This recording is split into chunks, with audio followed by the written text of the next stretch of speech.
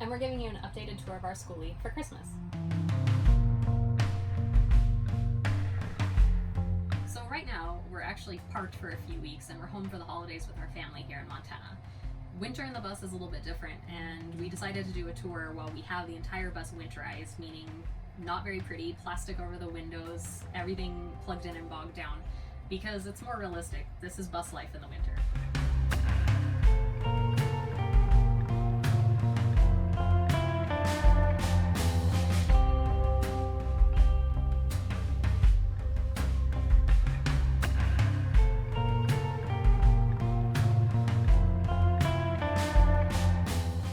Of the bus when you first walk in is what we call our mudroom. It's where we have a place to hang coats, store shoes, keys. This is a built-in shelf with an area to hang keys up, drop things like my purse, the kids' bags.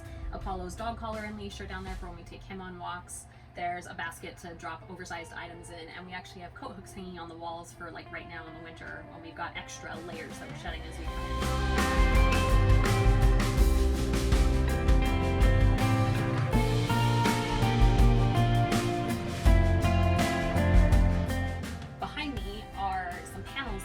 For when we're parked. Right now we're here in Montana for the holidays and we're going to be here for a few weeks, so we don't necessarily want huge windows letting out all of our heat.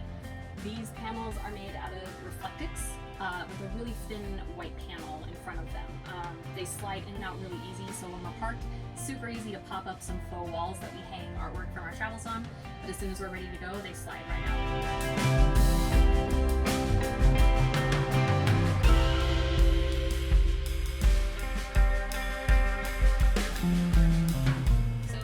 Forward, one of the really cool features about our bus that was kind of an afterthought, but we really like it, is the hook that we have for our hammock chair. So Mike can technically sit in this while I drive, but more often than not, you'll find me sitting in it knitting or reading.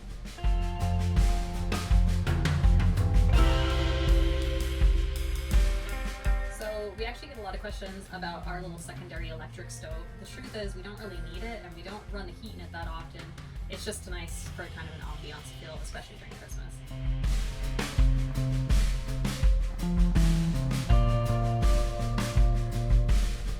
This is our living room and entertainment room. We used to have 2 big bunk beds here, but the kids found that it was too confining while we were on the road. So we replaced the bunk beds with a fold-down Murphy bed that hides as a faux mantle.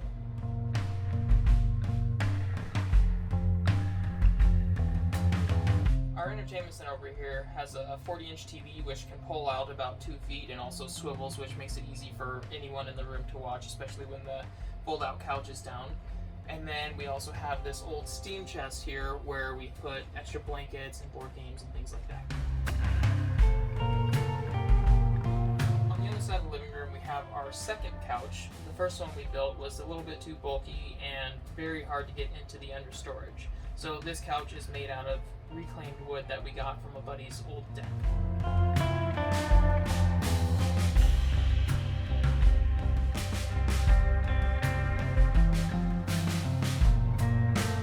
This is our kitchen. It's actually about the same size as the one we had in our old house.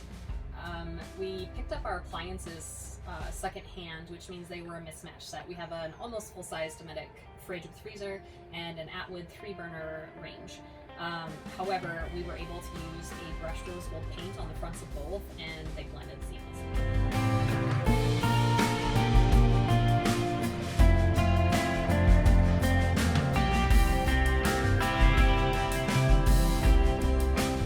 One of the questions we get asked the most is about our countertops.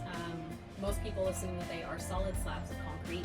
They aren't, they just look like it. Solid slabs would be really heavy, and while our bus is quite a lot under its rated weight, we really aim to use the lightest and easiest materials possible in our build.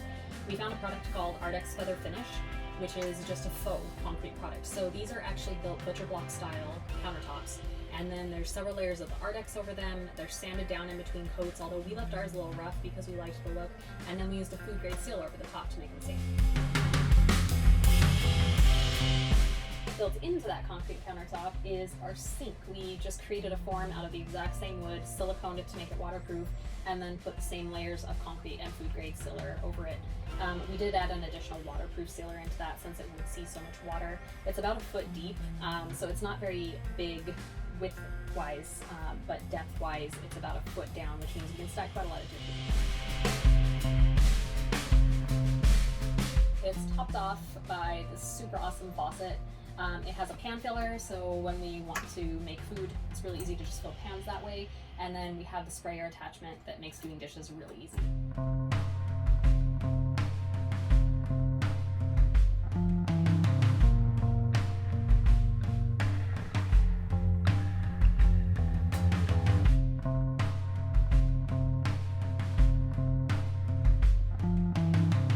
Refrigerator is some extra pantry storage. There was a map that used to hang in our bedroom at our old house, and I knew I wanted it in the bus somehow, so we turned it into a shelving unit. A little bit of elastic, some copper molded jars, and we created a pantry for ourselves.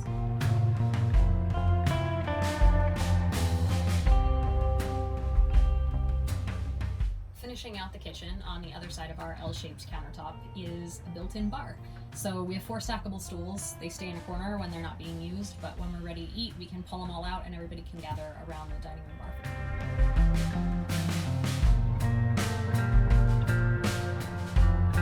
Here's the main source of heat for the bus. It's a vintage Joe Tool wood stove that we got from a friend of ours. It was sitting outside rusting behind their shop, and we got it for a cool $40. So underneath of it is the wood box that we've built into the bus. It holds about a day's worth of wood, depending on how fast we're burning.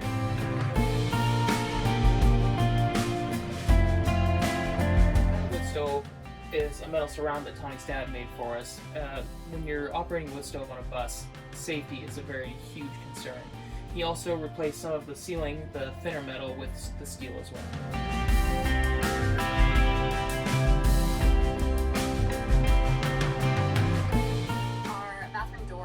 A full-length mirror on the outside. We created this from a store-bought mirror. We took the frame off, took an old piece of wood, beat it up, distressed it, stained it the right color, added hardware, and then we were able to hang the mirror right off of it. And because of the cool system, it slides closed and it slides open.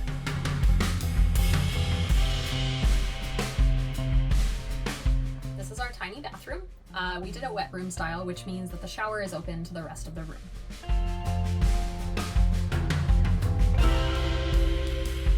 So when we're ready to shower, we just pull the curtain around on the bar, shower, and then open it back up. The acacia wood floors let all the water drain underneath to the silicone basin that's underneath of them.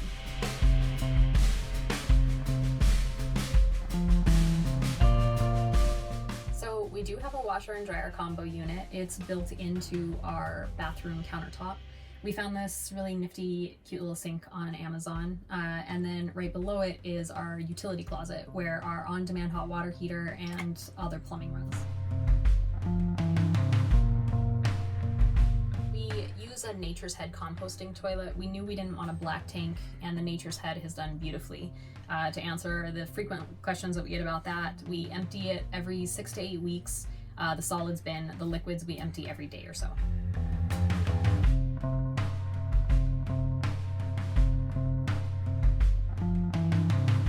This is our master bedroom. Where I'm standing is our closet. We have hooks and things like that. And then right below me is our dresser, where we have 3 giant drawers which holds all of me and Tony's clothes.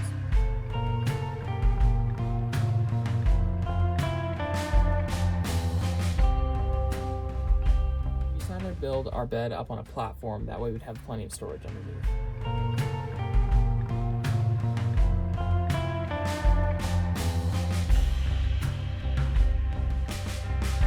Very far back we have the engine compartment, which we've decided to build into a little reading nook because it's right next to the big open window.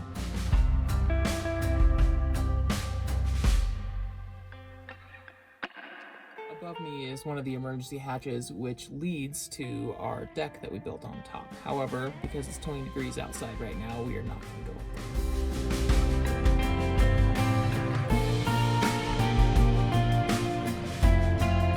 Thanks for stopping by. Hope you enjoyed the tour.